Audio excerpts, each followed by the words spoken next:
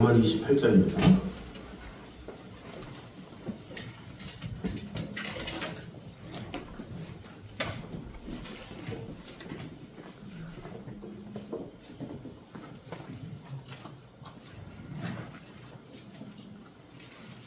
잠언 28장 19절에서 22절까지 말씀입니다.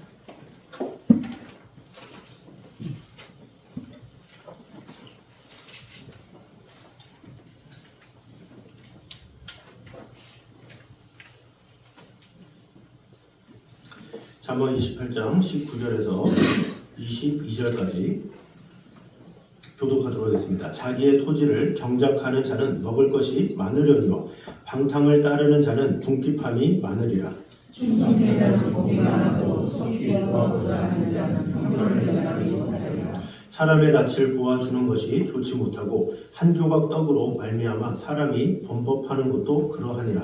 악한 눈이 있는 자는 재물을 얻기에만 근거하고 빈궁이 자기에게로 임할 줄을 알지 못하느니라. 아멘. 자, 오늘은 악인과 의인의 상반된 부흥이라는 제목으로 은혜를 나누도록 하겠습니다.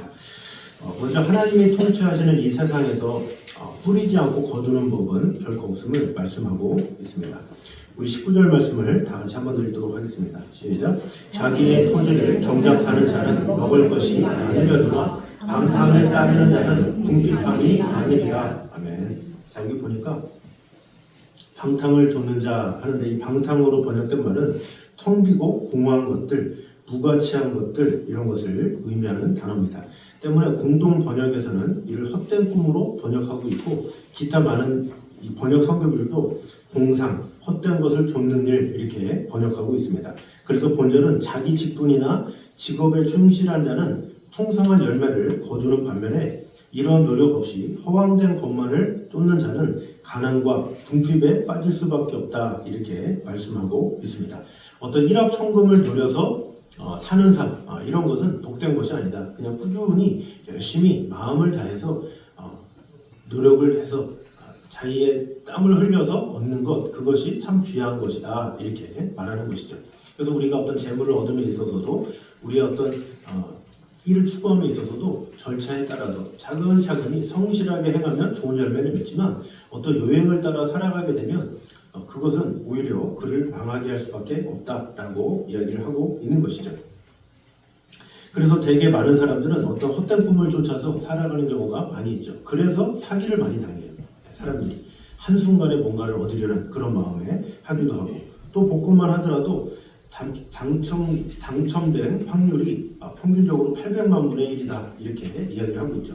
또 사람이 일생 동안에 이 벼락을 맞아 죽을 확률이 대략 50만에서 60만 분의 1인데, 통계학자들은 복권이 당첨될 확률은 어떤 사람이 벼락에 맞아 죽었다가 살아나서 다시 벼락 맞아 죽을 확률과 비슷하다, 이렇게까지 이야기를 하죠.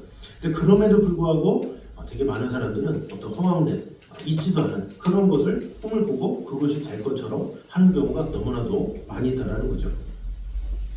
의외로 주위에 그런 것들이 상당히 많이 있어요. 어떤 요행이 생기면 누가 이랬다더라, 저랬다더라, 잘됐다더라, 그러면 그것이 마치 자기에게 일어나는 일인 것처럼 그것을 따라 행하는 경우가 많이 있죠.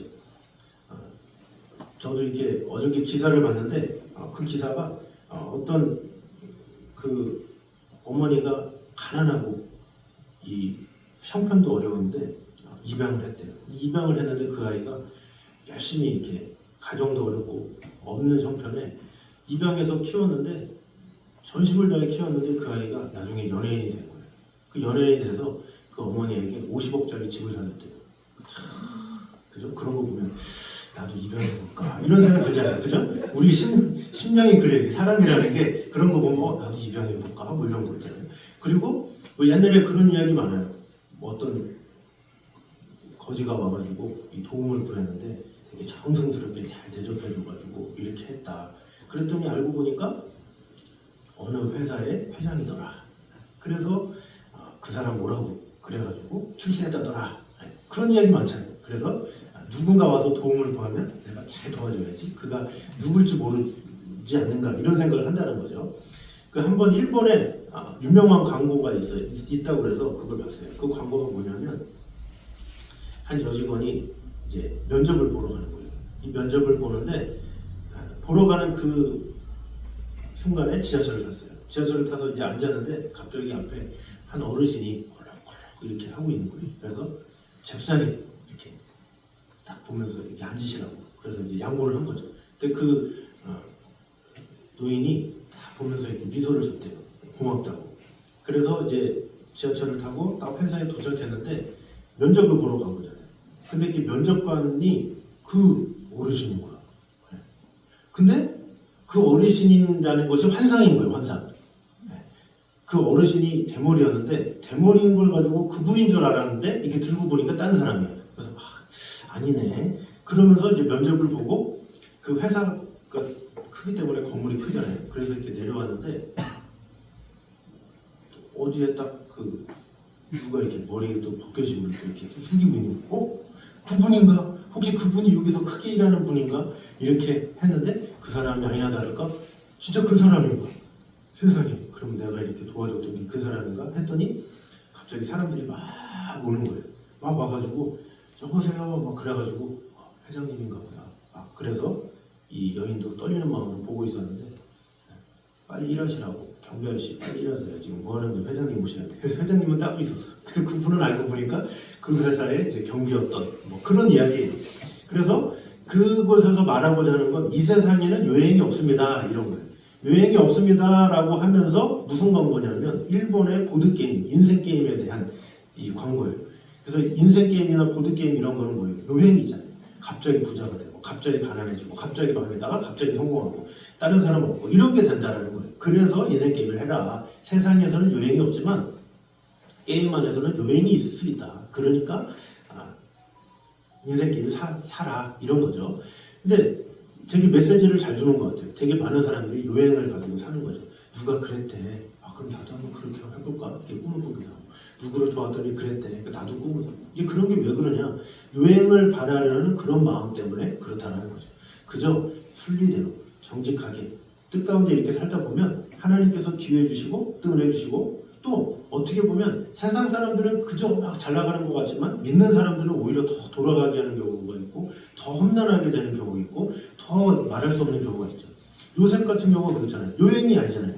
그냥 노예로 끌려갔는데 열심히 하다 보니까 총무가 되고 근데 자기 생각에는 바로 될 것 같은데 감옥에 또 가고 또 자기 생각에 바로의 부르심을 받았으면 바로 가야 될 텐데 또 2년 동안 또 있게 하고 이런 모든 게 뭐예요? 외행 없이 그냥 꾸준히 요셉은 마음을 다했죠. 그랬더니 하나님께서 해주신 거예요. 그러니까 이 세상은 요행을 따라서 사는 사람에게 최적화되는 게 아니라 그저 성실하게 그냥 근면하게 이렇게 살다 보면 혹시 어떤 새로운 일이 없다 할지라도 그저 그렇게 살아온 그것만으로 만족했기 때문에 그냥 지금 있는 순간에 만족하며 살아가는 거죠.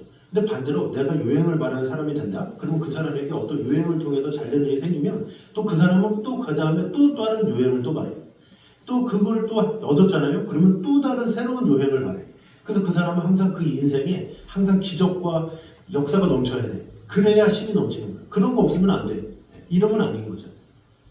하나님의 축복과 은혜는 요행이 아니에요. 한순간에 탁탁탁 이루어진 게 아니라 꾸준히 성실히. 제가 이전에도 말씀해서 했지만 솔로몬이 하나님 앞에 지혜 듣는 지혜를 허락하여 주시옵소서 이렇게 기도했을 때 아침에 깼더니 솔로몬이 지혜로웠다 이러지 않았다고 했잖아요. 이 솔로몬이 아침에 깨서 동일하게 그날도 일어나서 열심히 책을 보고 열심히 연구를 하고 열심히 사색을 하면서 자기를 갖고 나갔다는 거죠. 꿈을 꿨는데 하나님께서 내가 너에게 지혜를 주겠어. 그럼 그 말 듣고 솔로몬이 요행을 바라고 그냥 계속 잤다가 일어났다가 잤다가 일어났다가 왜 하나님 왜 나에게 꿈을 주신다고 했는데 왜 듣는 지혜 주신다던데 왜 안 주세요 이러지 않았다라는 거죠. 그냥 하나님께서는 그러셨고 자신은 그만큼 합당하게 열심히 공부하고 연구하고 사색했다라는 거죠. 그랬더니 때가 지나서 그것이 쌓이고 쌓여서 참 지혜를 얻게 되었다라는 거죠. 그래서 이 공부하는 학생들이나 우리가 일하는 상황이나 이런 거 마찬가지죠. 열심히 일하게 되면 그에 대한 보상이 있는 거고 학생들도 열심히 공부하다 보니까 그런 게 되는 거지. 예전에 한창 간증이 막 성행할 때는 그런 게 있었어요. 옛날에 그 원종수 권사님, 원종수 장모님 해가지고 간증 한번 한 적이 있죠. 근데 그분은 특별하게 이제 그런 경우죠. 그분이 막 이렇게 전날 열심히 기도했더니 갑자기 다음날 시험을 다 하는 것만 나와가지고 다 만점받았다. 뭐 이런 거. 물론 그 간격이 잘못됐다 이게 아니라 특별하게 부어주는 경우가 있는데 그런 거를 일반화시켜서 아 그럼 나도 되네, 나도 하면 되네 하면서 공부하기보다는 다른 요행을 바라고 그러면서 하나님 나에게도 그런 지혜 주시옵소서 하면서 공부할 생각은 안 하고 하나님 저도 뜨겁게 기도할 테니까 저에게 좋은 성적 허락하여 주시옵소서 이런 생각을 하게 되는 경우가 있다는 거죠. 어떤 선교사님이 영어를 아예 몰라요. 그 아예 몰라가지고 어떡하나 막 그랬는데 갑자기 막 방언을 막 했는데 그 방언이 영어로 들려가지고 외국인들한테 들렸다 이런 또 간증이 또 그걸 듣고 아 그럼 영어 할 필요 없네. 그럼 나도 이렇게 기도하다 보면 뜨겁게 해서 샤가 불러가가지고 영어를 할 수 있겠네. 그러면서 또 요행을 바라면서 하는 잘못된 경우도 있다는 거죠. 그래서 우리 인간은 항상 욕심이 우리 안에 있기 때문에 자꾸 요행을 생각하는 경우가 있어요. 그러나 진정한 하나님의 사랑은 요행보다 그저 한 걸음 한 걸음 주님의 뜻 가운데 하나님의 말씀에 순종하며 나아가는 것, 그것이 가장 중요한 것이죠. 그래서 하나님은 지금 당장의 어떤 화려한 결과보다는 시간이 더디게 걸린다 할지라도 내가 순종함으로 한 걸음 한 걸음씩 나아가기를 원하시는 거예요. 그래서 주의 말씀은 내 발의 등이요 내 길의 빛이니이다. 이게 뭐예요? 내 발의 등 위에다가 발 위에 발 앞에 등을 올려놓잖아요. 그거를 가지고 이렇게 꾸준히 가는 거예요. 이렇게 가다 보면 올바른 길로 가게 되듯이 우리가 정도를 다해서 정성을 다하고 유행을 바라지 않고 최선을 다할 때 하나님께서는 나중에 생각지 않게 더 큰 은혜를 주신다라는 거죠. 그래서 우리 모두가 유행으로 사는 삶이 아니라 하나님께서 기뻐하시는 그런 삶으로 말미암아 성실하게 행하는, 그래서 그 무엇보다 하나님 저에게도 요셉의 성실함을 주시고 또 믿음 있는 사람들처럼 신실하게 주님을 따랐던 것처럼 끝까지 주님을 어떠한 상황에서도 변절하지 아니하고 끝까지 주님만을 바라보는 자가 되게 하여 주시옵소서. 이렇게 기도함으로 겸손하게 어떤 요행을 바라보는 신앙이 아니라 항상 한순간순간 순종함으로 나아가는 저희가 되시기를 주님의 이름으로 축원합니다. 자, 두 번째는 참 하나님의 종은 공의와 진리에 관한 어떤 것에 대해서도 타협하지 말아야 함을 보여주고 있습니다. 우리 21절 말씀 보도록 하겠습니다. 21절 시작. 사람의 낯을 보아주는 것이 좋지 못하고 한 조각 떡으로 말미암아 사람이 범법하는 것도 그러하니라. 아멘. 자, 보니까 사람의 낯을 보아주는 것이 좋지 못하다. 그리고 한 조각 떡으로 말미암아 사람이 범법하는 것도 그러하니라 이렇게 말씀하고 있습니다. 그래서 이 본절의 전반부는 공정한 결정과 판결을 촉구하는 말씀입니다. 또 후반부에 보면 한 조각 떡이 나오죠. 아주 작은 양의 음식을 말하는데 여기서는 작은 뇌물이나 이익을 의미하는 것이라고 볼 수가 있습니다. 따라서 본절은 크든 작든 그 어떤 경우에도 사사로운 이익이나 정실로 인해서 공의와 진리를 왜곡하지 말라 이렇게 말을 하고 있는 것이죠. 그래서 여기에서 말하고자 하는 것은 어떤 뭐 하나 얻겠다고 편법을 쓰지 말라. 정직하게 살아라. 이렇게 말하는 거죠. 앞에 있는 구절하고 마찬가지예요. 그냥 뿌린 대로 거두는데 네가 무슨 요행을 바라냐. 그냥 정직하게 그냥 살아라. 어떻게든지 편하고 쉬운 길로 가려고 하지 말고 그냥 정도를 따라 살아라. 이렇게 말을 하고 있는 것이죠. 그럼에도 불구하고 인간은 이기심과 탐욕과 이런 것이 있기 때문에 어떤 자신에게 주어진 것보다 더 다른 편법을 통해서 뭔가 얻으려는 그런 경우가 상당히 많이 있죠. 예를 들어서 입사나 승진 같은 경우도 어떻습니까? 성실보다는 배경이나 외모에 더 큰 영향을 미치는 경우가 많고 또 자기 식구 감싸기가 상당히 많이 있어요. 그러니까 이 세상이 그냥 꾸준히 자기 뜻대로 열심히 하는 것보다는 잘못된 관계로 인해서 오히려 그렇지 않은 사람이 피해보는 경우가 상당히 많이 있죠. 그래서 실례로 이 경찰들 사이에서도 같은 경찰들끼리는 눈 감아준다 뭐 이런 것들이 있다고요. 왜냐? 자기도 경찰이니까. 근데 우리나라뿐만 아니라 외국에서도 마찬가지. 이 외국에서도 언제 우리가 범죄할 수 있기 때문에 우리 서로 조금씩 눈 감아주자 이런 약속들이 있대요. 그래서 무슨 범법을 했는데 경찰이다 그러면 같이 경찰이 봤을 때 그냥 놔주는 이제 그런 게 있다라는 거죠. 이건 좀 악한 습성이죠. 그런 것이 뭐 미국이 그러면 뭐 우리나라는 더하죠. 그래서 어떤 교통법규나 이런 것을 지킴에 있어서도 오히려 고위직일수록 그런 것을 쉽게 넘어가는 경우가 너무나도 많이 있다라는 거죠. 그래서 어떤 누구와 관계가 돼 있으면 상당히 그런 편하게 넘어가는 법적으로 누구는 안다, 내가 누구는 알고 있다 이러면 쉽게 요행으로 빠져나가는 경우가 상당히 많이 있다라는 거죠. 그래서 이 정의는 강자의 이익일 뿐이다 이렇게 고대 그리스의 벽언에 나와 있죠. 그래서 이 오늘날에도 그런 일들이 상당히 많기 때문에 우리도 항상 이 세상에서 내가 어떻게 하면 이 관계를 통해서 이걸 빠져나갈까 이것이 아니라 그저 내가 어떻게 하면 이 세상 법 안에서 내가 그래도 자유롭게 떳떳하게 살아갈까 생각하는 것이 진정한 믿음의 사람이다라는 거죠. 그래서 이 세상에서 이루어지고 있는 모든 일에 대해서 최종 심판자이신 이 하나님은 외모로 취하지 아니하시고 공의로 판단하신다는 사실을 꼭 기억함으로 말미암아 어떤 사람에 따라서 내가 분류하고 또 나누고 이렇게 하지 말고 그저 진실하게 하나님의 뜻 가운데 행하는 것 그것이 필요하다는 거죠. 그런 한 예로 이 사울의 아들 요나단이 어떻습니까? 이 요나단이 보면 자신은 사울의 아들이에요. 그러면 그 당시 때 우선순위잖아요. 그 당시 때 세습을 통해서 이루어지는 거기 때문에 사울 다음에는 왕이 다음에 요나단이에요. 근데 자기가 보기에 무슨 생각을 했어요? 나보다 다윗이 더 뛰어난데? 이런 생각을 가지고 있잖아요. 또 어떻게 보면 사울이 질투하는 것보다 요나단이 질투하는 게 더 이유가 타당해. 어차피 사울은 자기가 그만두면 다윗이든 요나단이든 자기는 왕할 거 다 하잖아요. 그런데 요나단은 자기 왕권을 뺏기는 거예요. 다윗이 자신의 왕권을 빼앗는다? 그것은 요나단 입장에서는 이해할 수 없죠. 왜? 1순위는 자기거든. 그런데 요나단은 그렇지 않았다는 거죠. 왜? 하나님의 공의를 믿었기 때문에, 하나님의 선하심을 믿었기 때문에 오히려 하나님께서 다윗을 세우셨음을 알고 확신했기 때문에 다윗에 대해서 오히려 사랑하고 오히려 그를 배려해주고 그가 왕이 될 수 있도록 전심을 다한 것을 보게 되죠. 어떻게 보면 요나단은 어떤 사람의 이익이나 자신의 유익이나 이런 걸 생각하지 않고 어떻게 하면 이 나라가 제대로 세워질까, 또 어떻게 하면 이 하나님의 뜻이 누구에게 이루어질까 이런 것을 먼저 생각했던 사람이라고 볼 수가 있죠. 그래서 다윗과 어떻게 보면 진정한 라이벌은 요나단이지만 그러나 그 누구보다도 다윗을 사랑했고 정말로 위했던 그런 인물이다 이렇게 볼 수가 있습니다.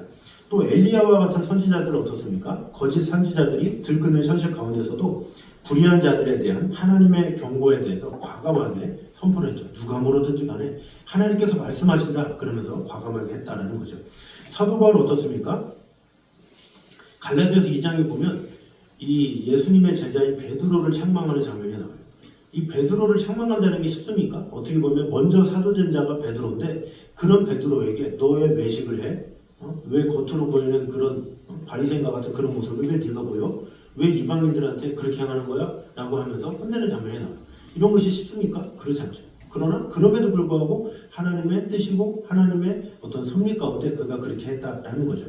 그래서 우리는 항상 매사에 공의를 따라 판단하고 하나님의 뜻 가운데 판단하며 나아가는 것 그런 태도가 필요하다라는 거죠. 그래서 하나님은 공의로우심과 진실하심을 세상에 전하기 원하시고 또 우리 믿는 자들이 공의롭고 신실하게 살아가기를 원하신다라는 거죠. 그래서 우리가 하나님 앞에 의롭고 진실한 자로 칭찬받는 그런 성도들이 되어서 하나님의 뜻 가운데 온전히 거하는 저를 되시기를 주님의 이름으로 축원합니다. 자, 마지막으로 세 번째로 탐욕으로 재물을 쌓기만 하는 것은 스스로 미래의 문을 막는 것임을 볼 수가 있습니다. 우리 22절 말씀 다 같이 한번 읽도록 하겠습니다. 시작. 빈궁이 자기에게 이 말투는 알지 못하느니라. 아멘. 자, 여기 보니까 악한 눈이 있는 자는 재물을 얻기에만 급하고 빈궁이 자기에게로 임할 줄은 알지 못하느니라 이렇게 말을 하고 있는데 22장 9절에도 비슷한 구절이 나옵니다. 22장 9절에 보면 선한 눈을 가진 자는 복을 받으리니 이는 양식을 가난한 자에게 주민이라 이렇게 이야기를 하고 있죠. 자, 성경에서 말하는 게 뭐냐? 진정한 복, 그것은 어떤 얻으려는 탐욕이 아니라 나누는 것이다 이렇게 이야기를 하고 있죠. 그래서 탐욕이 무엇이냐? 재물을 쌓기만 하는 것, 그것을 말하는 거죠. 재물을 쌓으면 부자가 되죠. 그러나 이 말씀은 어떻게 보면 억지나 궤변이 될 수가 있죠. 뭐 부자가 돼야 뭔가를 할 수 있잖아요. 그러나 여기서 말하는 것은 뭐냐면 하나님의 섭리 속에 감추어진 것을 말하는 거예요. 그러니까 부함이 있어서 어떤 목적을 가지고 부해지느냐, 이것이 참 중요하죠. 여기서 말하는 것은 부하냐 안 하느냐 이것을 말하는 게 아니에요. 많든 적든 어떠한 방향으로 살아가느냐, 그것을 말하는 거죠. 많으면 얼마나 많고 우리가 적으면 얼마나 적겠어요. 그래서 사실 어떻게 보면 우리가 검소하게 삽시다 이런 말은 우리는 못해요. 사실 뭐 우리가 가진 게 있어야 검소하지, 그죠? 가진 게 있는 사람이나 검소하게 사세요. 강남에 빌딩 한 두세 개나 있는 사람한테 검소하게 사셔야지 어떻게 이렇게 살면 됩니까? 그런 말이 통하지. 뭐 이게 전세 새빵살이 하는데 검소하게 사세요 이런 말은 통하지 않잖아요. 그러니까 우리는 이렇게 받아들이는 게 아니라 우리가 재물을 얻기 위해서 마음을 다하긴 하지만 어떤 방향으로 살아가는가, 그거를 말하는 거예요. 그러니까 우리로 하여금 주여 우리가 겸손하게 하여 주시옵소서, 청빈하게 살게 하여 주시옵소서. 안 그래도 우리는 이미 겸손하고 청빈해, 그잖아요. 우리가 뭐 가지면 얼마나 가졌어요. 여기서 뭐 집 한 5채 있는 분이 있습니까? 다 없잖아요. 다 우리는 청빈하고 그런 삶이야 이미. 그런데 중요한 것은 그 방향이 어디 있냐라는 거죠. 우리가 가진 건 한계가 있는데 이 가진 한계를 가지고 어떤 것을 위해 사느냐, 어떻게 추구하며 사는가, 그것이 더욱더 중요하다는 거죠. 내가 비록 가진 게 없다 할지라도, 부족하다 할지라도 내가 무엇을 위해 어떤 재물을 원하고 내가 무엇을 위해 하나님 나라를 세우기 원하는가, 그것을 늘 고민하며 나아가는 것. 그래서 내 생각이 결국에는 우리 가족이 그래도 잘 살아야 될 텐데 이것을 뛰어넘어서 한 선교지라도 잘 협력하면 좋을 텐데, 이것을 통해서 굶주린 아이들이 세워지면 좋을 텐데, 이런 마음으로 살아가기를 하나님은 원하신다라는 거죠. 그래서 하나님 앞에 공의롭고 선하신 이 주님의 뜻은 뭐냐면 구제하는 자는 풍족하다, 이것인데 모든 사람이 다 부족하고 다 그래요. 그러나 이 구제하는 사람들 보면 자신이 어려움에도 불구하고 구제하는 사람이 더 많아요. 어떻게 보면 많이 가졌다는 사람들이 오히려 항상 없대. 근데 오히려 없다고 하는 사람들이 더 도와주는 경우가 많죠. 왜 그래요? 없는 게 얼마나 힘든지를 알기 때문에 그래요. 근데 없는 게 얼마나 힘든지 모르는 사람은 도와줄 줄 몰라요. 그래서 이 하나님께서 이 솔로몬을 통해서 말하고자 하는 것은 바로 그것이다라는 거죠.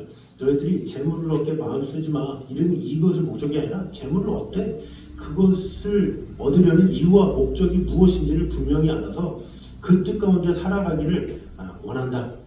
너희들이 분명한 목적을 가지고 살아가기 원한다. 이것을 통해서 하나님의 뜻을 이루기를 원한다. 이런 뜻이다라는 거죠.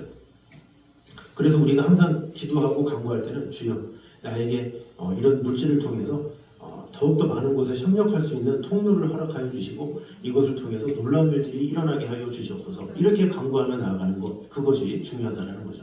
주여 재물을 많이 벌어서 재물에 눈이 멀게 않게 하시고 하여튼 그러기에는 우리는 그런 상황이 아니니까요. 이 솔로몬이 이걸 썼잖아요. 이 솔로몬이 썼을 때만 해도 솔로몬은 땅바닥에 다 금은이잖아요.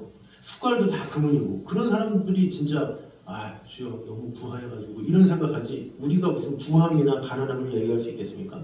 우리는 이미 그런 것에 대해서 모르는 존재고, 내가 어떤 재물을 얻음에 있어서, 내가 어떤 걸 함에 있어서 어떤 목적을 살아가고 있는가, 그 가치관, 그것을 말하는 것이죠. 그래서 분명한 방향대로 설정대로 이렇게 살아가기를 하나님은 원하신다는 거죠. 그래서 우리 인간은 그 사람이 많이 가졌어, 적게 가졌어, 이런 것에 관심이 있죠. 그러나 하나님은 어떻게 썼어? 이것에 더 관심이 많은 거예요.